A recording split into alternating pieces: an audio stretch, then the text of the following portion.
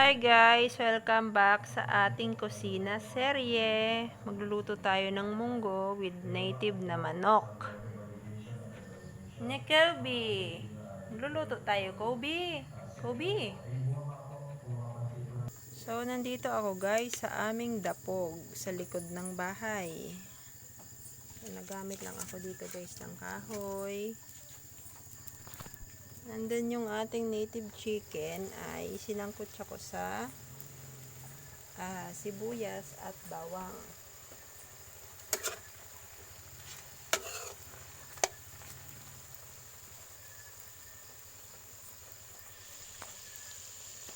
And then, ilalagay na natin yung ating munggo.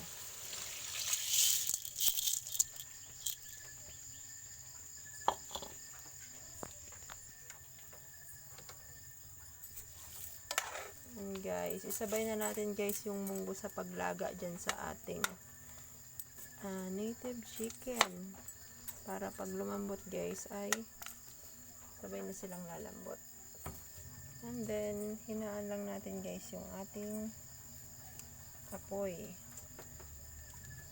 So, yan lang guys. Ang simpleng ulam sa probinsya.